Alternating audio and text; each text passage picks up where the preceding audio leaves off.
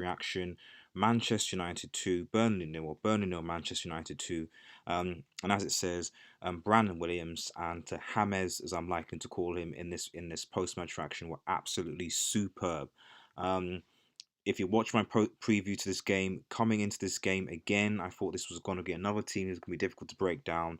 And Burnley were, frankly, but Burnley played predictably how Burnley played, which was essentially 10 men behind the ball, lob it up, and hope that either Chris Wood or Ashley Barnes were going to basically cause our defence problems. And to be fair, for most of the game, they were doing that. They're putting crosses into our box that we were struggling to deal with. I think De Gea had a very good save. We'll come on to our player ratings in a second, which will be a new segment post-match reactions.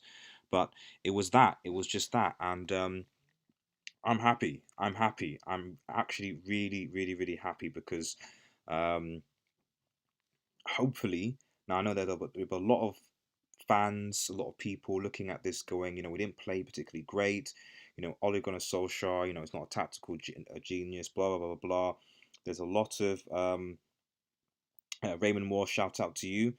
There's a lot of, uh,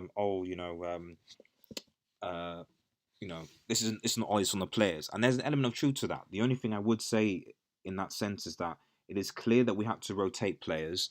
And for me, the thing to take note from this game is that our squad players, sorry about that, our squad players came into this game having not played any games really. Matic, I can't remember the last time Matic played. I can't remember the last time Ashley Young played. Those players came into the game and they performed admirably. That for me is the key thing here. These players came into the game and they actually performed admirably, and we've got to give them credit for that. I will come into the play rates in a second, but um, this obviously now the good thing about this result is obviously now, according to the table, and I'll post that, I should post on the screen later, that now we're actually in fifth place. So in fifth place in the table, only 1 point behind Chelsea, who of course are playing Arsenal tomorrow. Now, of course, if Chelsea win, that extends that. But if Arsenal win, which they have a potential to do, especially because of the Emirates, will only be a point behind top four, given the fact that Spurs obviously slipped up. There's still Sheffield United and Wolves to play, but Sheffield United are playing Man City, and Wolves are playing Liverpool. So I expect, or at least I anticipate, that both of those two teams will actually drop points. At least I'm you never know really, because having Wolves having a beaten Man City, you just never know. Don Magner, shout out to you as well. Fred was man match for me. I'm gonna come and talk about Fred, and so we're gonna do a new segment here where we're going to be going through. We're going to be doing player ratings, and you can see whether you agree or not, as well. But I'll get into that into a second. But um, I just want to just do just a brief, just general commentary about I guess how I feel like the match went really. And honestly, um, if we didn't get that Martial goal, it was a poor mistake by the defender, and we eventually were able to capitalize on that.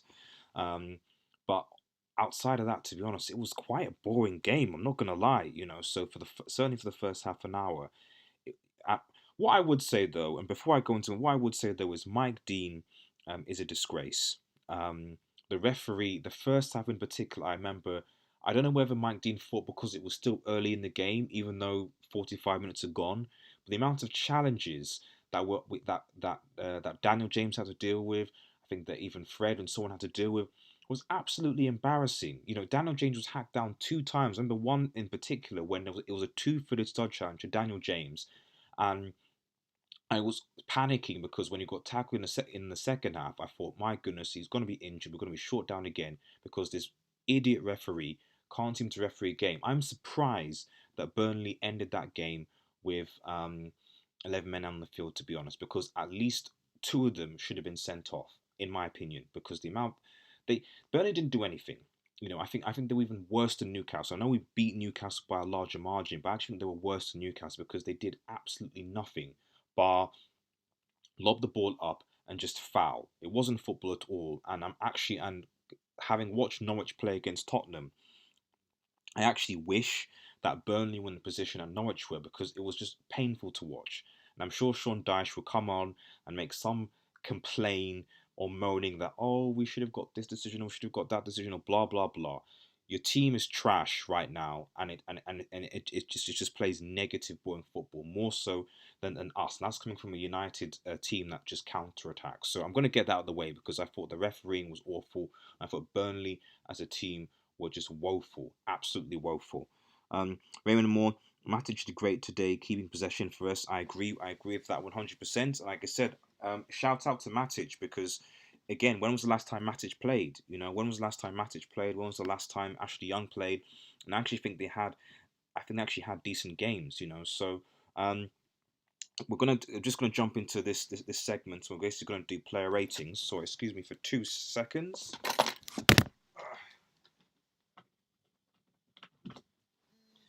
There we go. Back. Okay. So yeah, we're gonna jump into player ratings. So first thing we start with, and let me know obviously if you agree in the comments. Um, David De Gea. David De Gea, for me, David De Gea gets a 7, in my opinion. I think David De Gea gets a 7 out of 10. Um, I don't think he had a lot to do, and I still have questions regarding David De Gea, regarding his area, being able to command his box and really give that confidence to defenders, especially when crosses come in, because he doesn't seem to be capable of dealing with crosses as effectively as he used to anyway. But what I would give him the 7 for is that strike. I think it was it by Ashley Barnes or Ben Mee? I can't remember. Someone remind me in the comments. Um, Low and hard along his goal, and he makes a fantastic save to get it out of the way because that looked like that was going in, frankly, and that's what De Gea does best. Those saves, and frankly, had they equalised, the fear for me in that second half of the game was that had Burnley equalised, I know Burnley would have just settled for. They did come out and play a bit more, and that did give us more space, which was helpful because we just counter attacked them. Um, but for me, my fear was that Burnley equalised, they would have been quite happy with a point, and they would have just sat back and just soaked everything up, and it would have been lost. So there was no way we could have won the game. So we needed the second goal to kill any sort of resistance or fear that we had. So David De Gea, in my opinion, gets a 7 out of 10. That's my thoughts. Um, Harry Maguire next. Harry Maguire, I think, gets a solid 7 as well. Not really much else to say with Harry Maguire. I think he made a few good interceptions. I He won the ball near a few times, but other times not. You know, so I do get a bit concerned that Harry Maguire and Lindelof just don't seem to gel that well as a centre back pairing in terms of the communication between each themselves, but also just how they deal with certain things, who's taking leadership, who's taking responsibility. It's not clear who. Usually in Manchester United's time gone past, we'd have maybe a dominant centre back, or two dominant centre backs, someone to take charge. I just don't see that with either one of them right now, and yeah, it's a worry. It's a worry. I wish it wasn't like that, but it is a worry. Um, if you're watching, please like and share the vid. Like this video if you can. Really, really appreciate it. It just means that more people can watch and more people can get involved, and more people can be drawn to this channel. There'll be a few announcements as well at the end of this stream as well. So please, please, please, just let me know. Just please like the vid. Is what I'm saying. Anyway. So yeah, Harry Maguire for me gets a solid 7. I still think there's room for improvement, but we'll see what happens. Moving on, his partnership with Lindelof for me also gets another 7 as well. Again, much in the same way with Harry Maguire. I don't think he made too many mistakes, really, and I think he's certainly improved slightly compared to his Everton game. We were shook after that own goal. Um, with Lindelof and Maguire, I think there's a watch this space. I still do think that when Twansibi is fit, um, he basically comes in the side. Now, I'm surprised because I do feel that either one of them should have been rested for this game. Although I do think that Phil Jones, there's an argument to be had that Phil Jones came into this game, we would have probably lost it. So I get the point that Maguire and Lindelof should play. They are strongest centre backs so far if Jones is there. But there is something to be said about the tiredness and the fatigue in the team.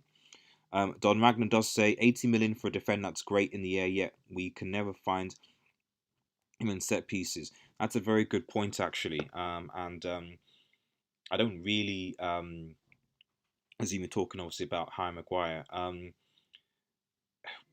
I don't know if that's because I don't know which one it is. Whether it's because we aren't actually delivering the right balls. Because to be honest, sorry, to be honest, we're actually developing. We actually in recent times have actually been delivering good balls into the box. I'm just wondering whether it's we can't find or whether the players aren't getting into the right positions.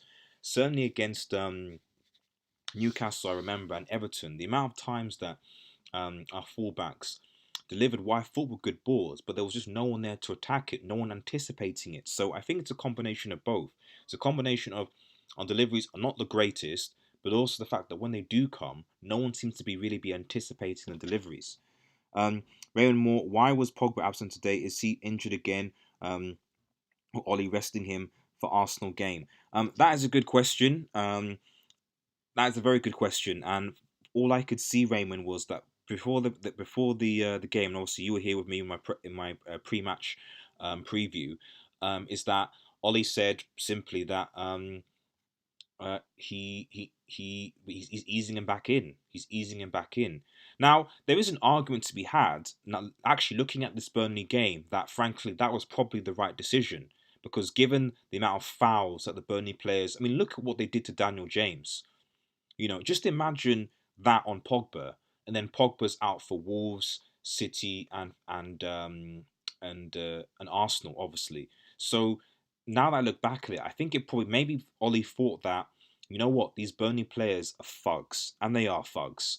And there's a very good chance that Pogba, they would target Pogba. They would know he's skilled. They would target Pogba like there were two men around Rashford. There were three men around Daniel James. They would target him. And maybe he just thought, you know what, I'm going to protect him. I don't even want him even near Burnley because he's at risk of injury. Whereas Arsenal players, are much more tame, so that's not going to happen. That's my theory anyway, and I'm happy in a way because we won, and also Pogba will be fit. So hopefully Pogba comes back against Arsenal. Gary Buddy, shout out to you, mate. James, man of the match, easy. I agree with that. Well, I'm coming to that actually, so to continue my player ratings. The thanks everyone for watching. Please like the vid. Please like the vid. If you're watching and listening, subscribe to Red Devil Studio as we continue our post match reaction. Please keep your comments in, and we will speak about them with the show as well. But yes, Lindelof. To go back to Lindelof, I think it's a solid 7. Now moving on, this guy Ashley Young. I've obviously not been a fan of Ashley Young for quite some time. I think obviously he's been surpassed by Aaron Wan-Bissaka in that department for good reason. I think his time at United is up. However, for a player that hasn't actually played for Manchester United for quite some time, I am so I'm so yeah, I'm happy. I'm happy that he came in and did a job. There were times, yes, when he was being schooled. I confess, but overall, to be fair to Ashley Young, when he's come into the United team, he's done a job. He's done a job. He's done a job. So for me, this is the thing. I mean, I'm caught in two minds here because the question comes: if you think about it, how many fullbacks do we have? Let's before I give Ashley Young his credit. How many fullbacks? Let me know what you guys think in the comments. How would you rate Ashley Young? Would you keep Ashley Young actually? Because in terms of our fullbacks right now, we have obviously Brandon Williams, who we'll come on to later. We have Luke Shaw, Ashley Young, Wan-Bissaka, and Dallo. I think. Is there anyone else to that? In terms of first team around, not really. Rojo, but being injured. You look at those 5. Dallo has been injured for goodness knows how long, and is okay. I bet defensively he's not great, which I think is important. Shaw is also injury prone. So you've got Shaw and Dallo that are injury prone. You've got Brandon Williams who's just coming into the game. You've got Wan-Bissaka who's fine for now, and then you have obviously Ashley Young. There is an argument to be had that you give unless United go and buy another fullback, you give Ashley Young another year. And I know a lot of my people listening are going to go, what the? Why could you give Ashley Young another year contract? Don't give Ashley Young another year. What? That's stupid. What's wrong with you? Don't give Ashley Young another year contract. It's stupid. But hear me out here. If we don't purchase another fullback, can we rely on injury-prone Luke Shaw and Diego Dallo when you have Wan-Bissaka to play, all of our games? You can't. Wan-Bissaka can't play all of our games all in the season, and Brandon Williams is obviously getting into his trade. So really, if we're talking about options, we really, really, really, we really do need that additional option. So if we're not going to go and get another fullback, and frankly, given that we need another forward, we need at least two midfielders, we need number 10. It's not an option that we have a luxury to go out and get. In my opinion, you go out and you give Ashley Young another year contract, an extension, because we need the additional players. That's my opinion. Anyway, going on to actually how I would rate Ashley Young. Um, in this game, much like the rest of us defense, except for this person coming up, he gets a 7 for me. He gets a solid 7. I think he had a very good performance. Again, coming into a team when he hasn't played that many games, he was quite physical with the Burnley defenders. He didn't get pushed around that much. So I think Ashley Young gets a solid 7 for me in this game. Moving on to this guy, Brandon Williams. This guy, Brandon Williams, is something special in my opinion. Something very, very special. And for me, both him and Daniel James, I think for me, you could argue were man of the matches in my opinion. I think Daniel James, he he ran the show, and I think I'll give Mount slightly to him. But Brandon Williams had a very good left back performance against a very good Burnley side. I think he got booked stupidly, which wasn't his fault. I mean, I'm talking about Mike Dean, who booked him for diving when actually he couldn't go anywhere, and there was contact between. I've got no idea, but anyway, aside from that, um, his tackling, his intelligence to obviously win fouls, but also going forward. This Brandon Williams is a talent. So and we're going to get to Luke Shaw in a second, but honestly, I think he gave us a lot more than Luke. Luke Shaw still looks unfit, and when he came on, he looked unfit.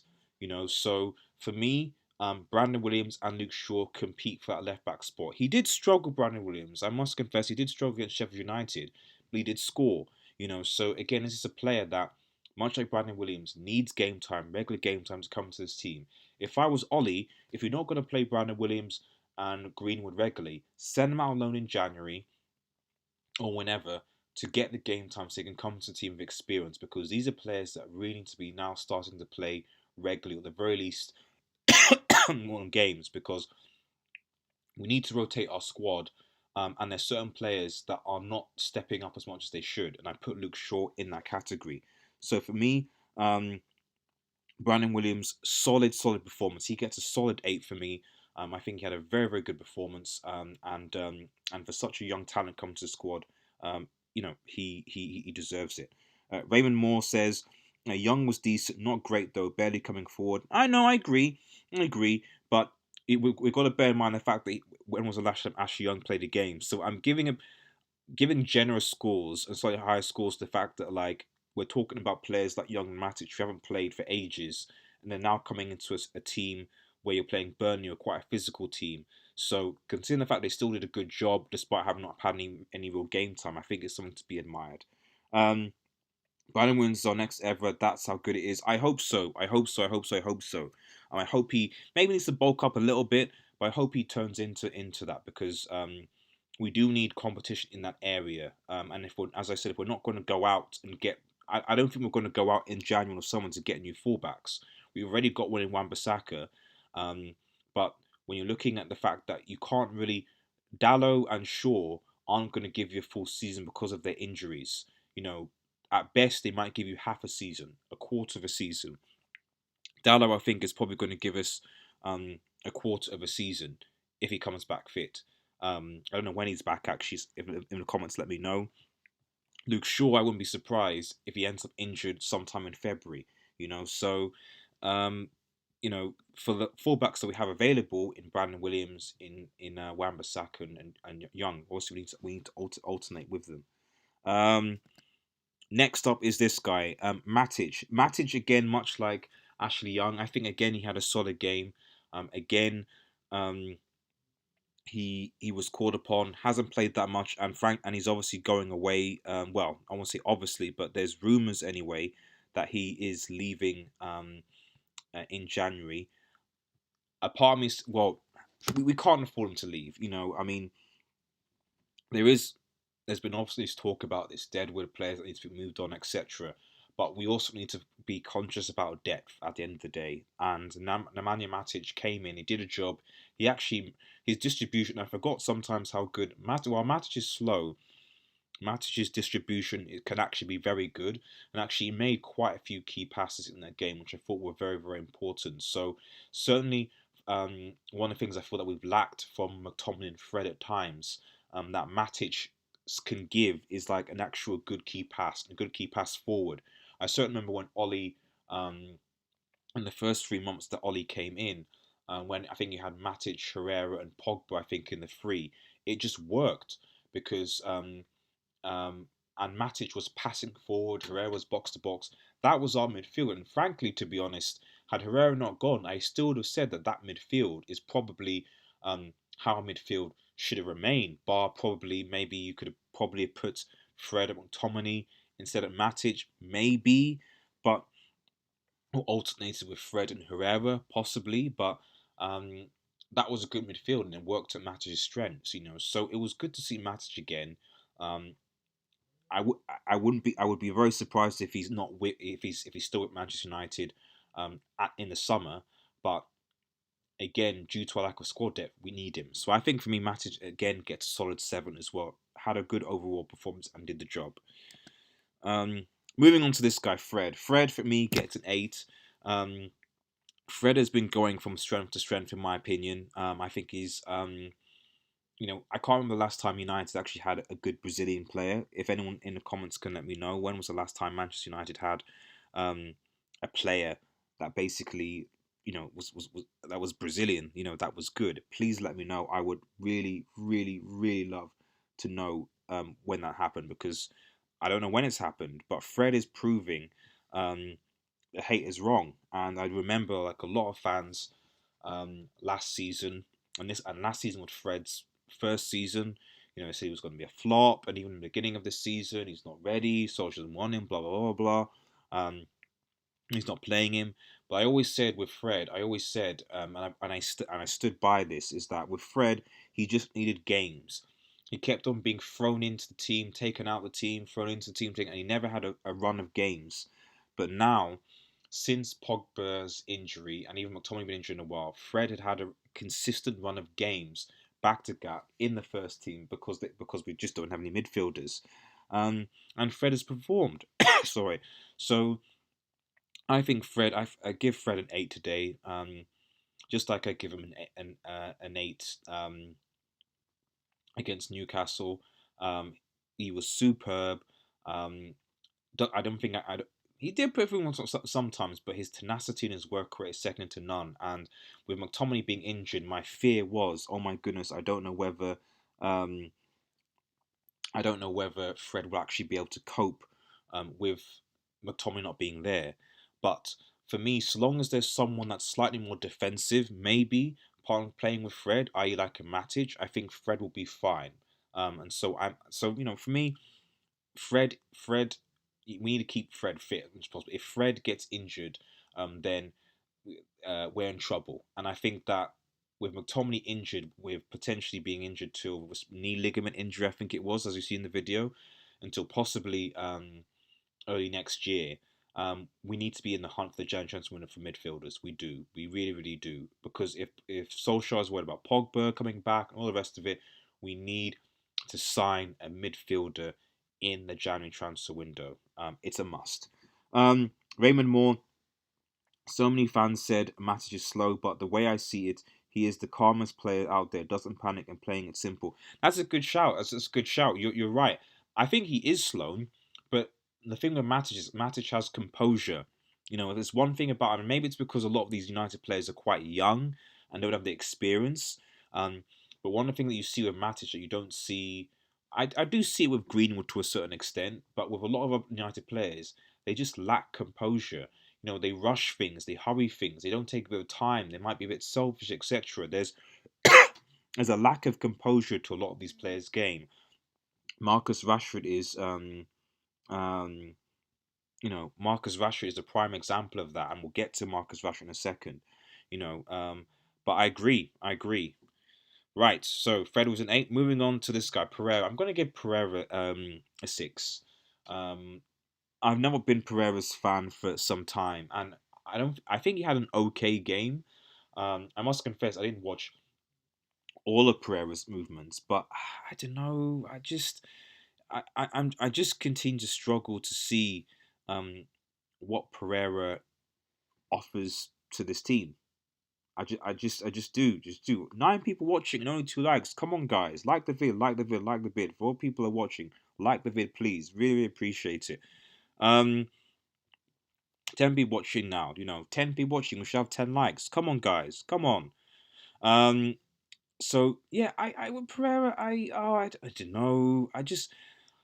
I feel that much like Lingard, he doesn't really offer much. And in this game, he did hold up the ball well, but I'm not going to really dwell on Pereira because um, I just want to see a performance where I see Pereira make some sort of significance. And yes, he did get the assist. I'm not gonna lie. I'm not gonna lie. He did. I don't want to slate on him too much because he did get that assist um, for Martial's first goal to win it back and get that sort of. But I felt that after that, I didn't really see much else from him. So I know 6 is, let's say 6.5, because he got the assist. But I said outside of that, I just didn't really see him. So, but that's my opinion anyway.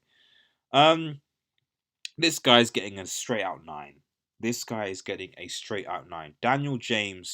Um, Daniel James is an absolute legend, an absolute legend, Daniel James, and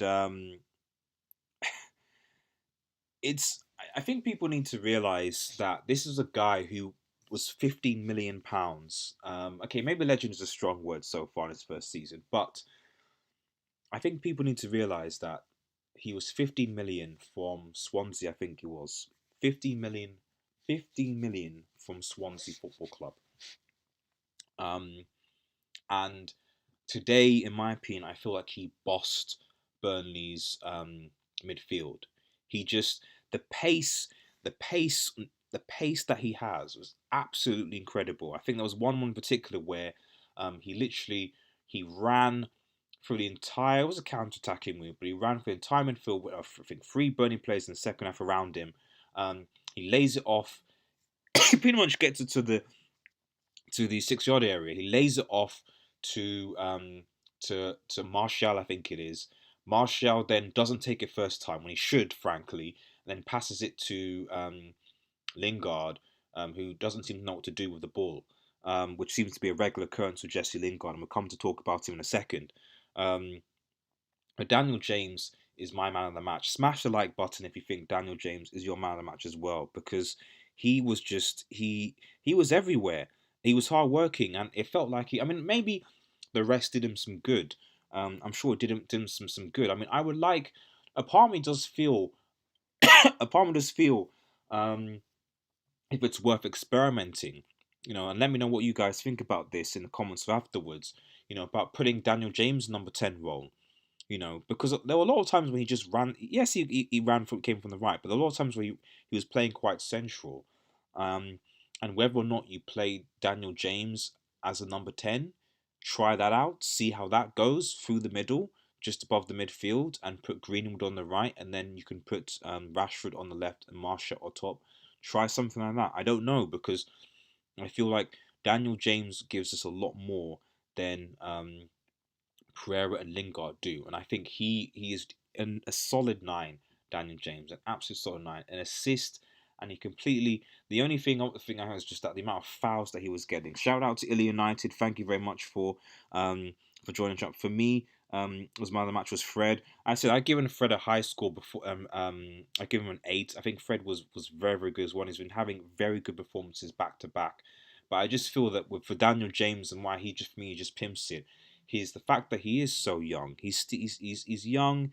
He's come from the championship. This is his first season, and I think we need to remember this, because when we talk about we need to sign world class players, we forget that there are good players around that just need coaching and just need to be found, that can be found in lower leagues and other divisions. I don't think anyone even thinks that Daniel James was a championship player.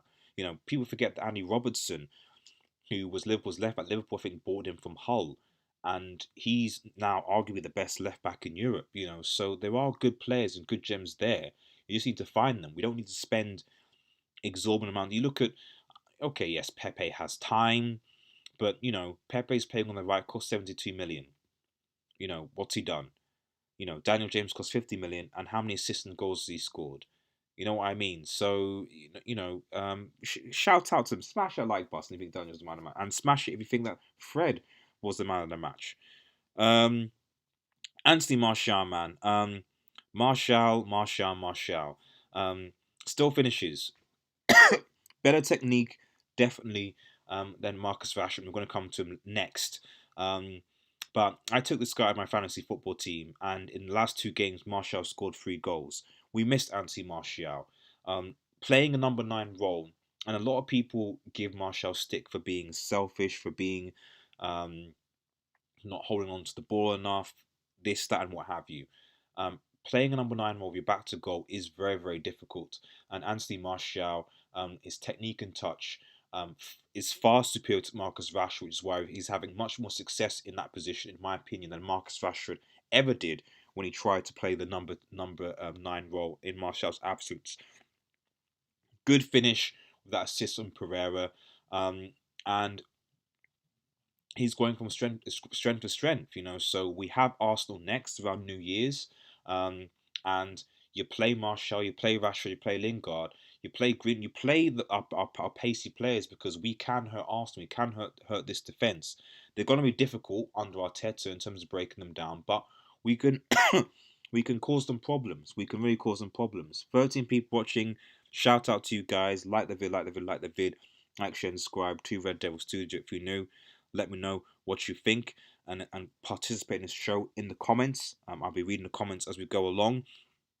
But as far as Martial goes, for me, Martial, much like Fred, gets a solid 8 for his performance today. Marcus Rashford. Marcus Rashford. Marcus Rashford is an enigma, because he's been playing well, actually. His form has been coming up, and I think a lot of that has been due to the fact that Martial is back. I also think a lot of that has been due to him playing against Wan-Bissaka in training, frankly, because when you're playing against, I would argue, one of the best fullbacks in Europe, certainly from a defensive point of view, your mentality, your mindset changes, and Marcus Rashford has.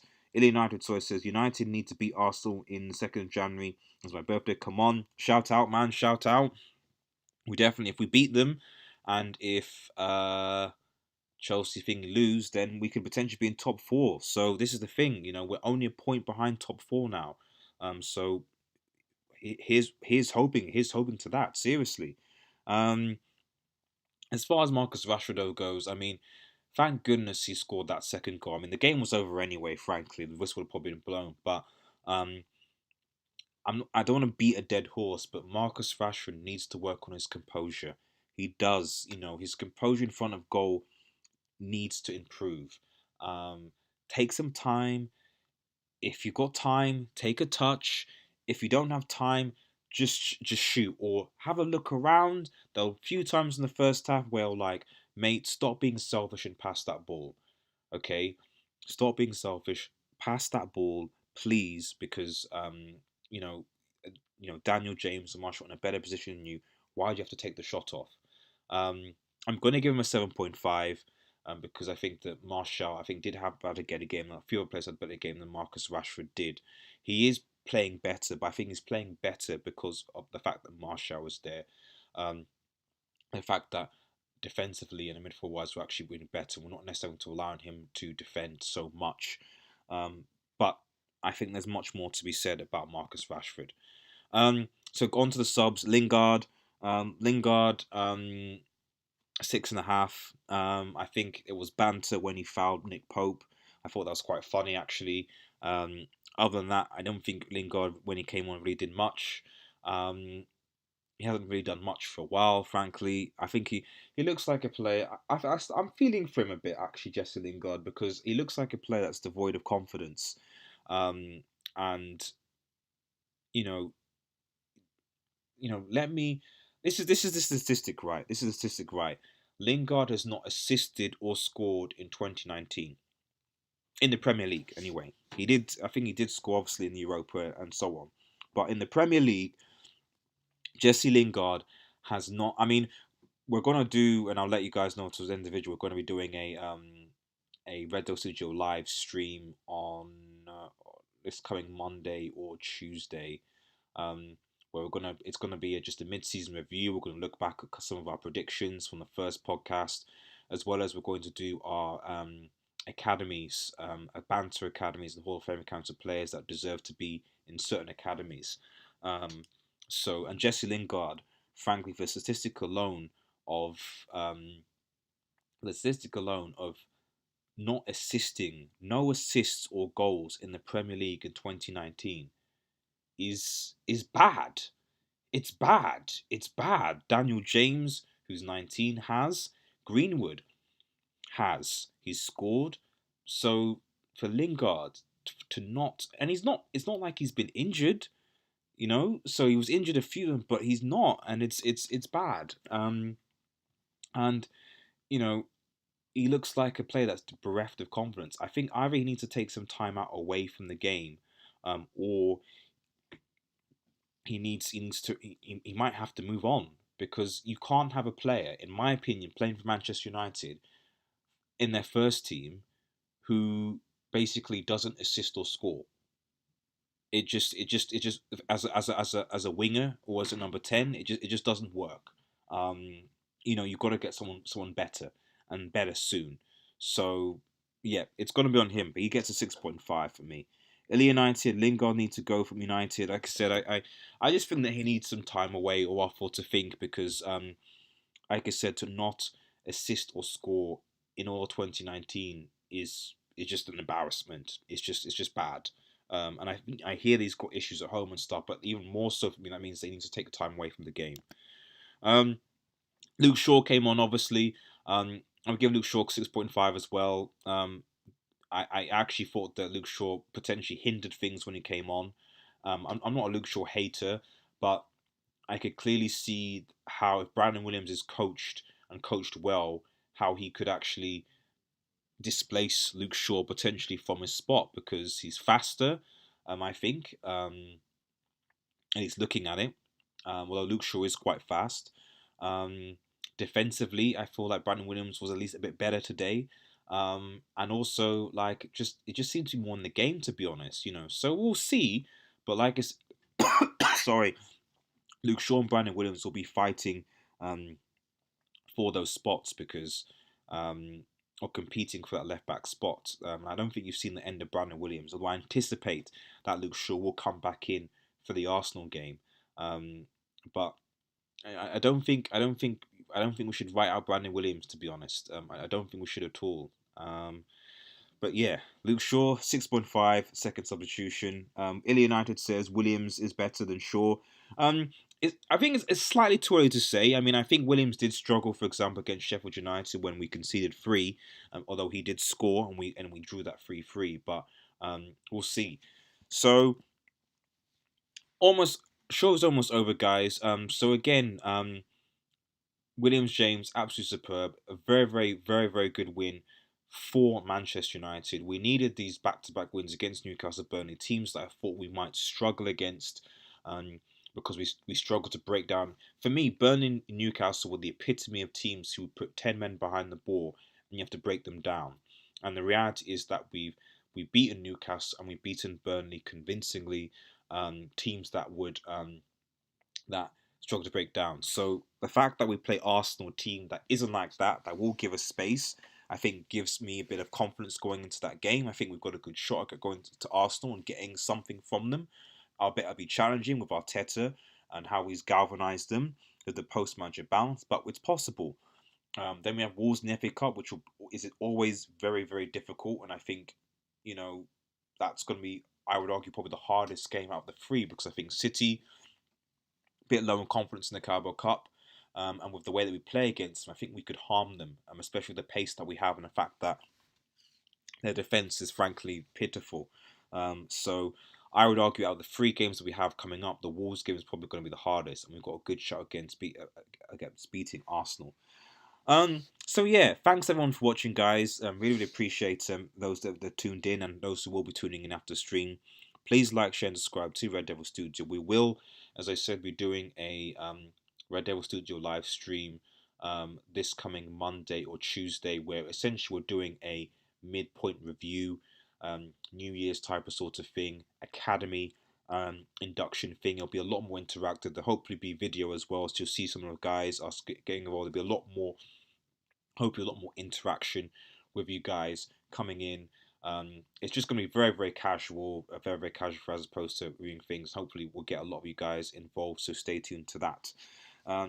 Have a nice evening, guys. Come on, Manchester United. We're 1 point behind top 4 now, and we can go on to win.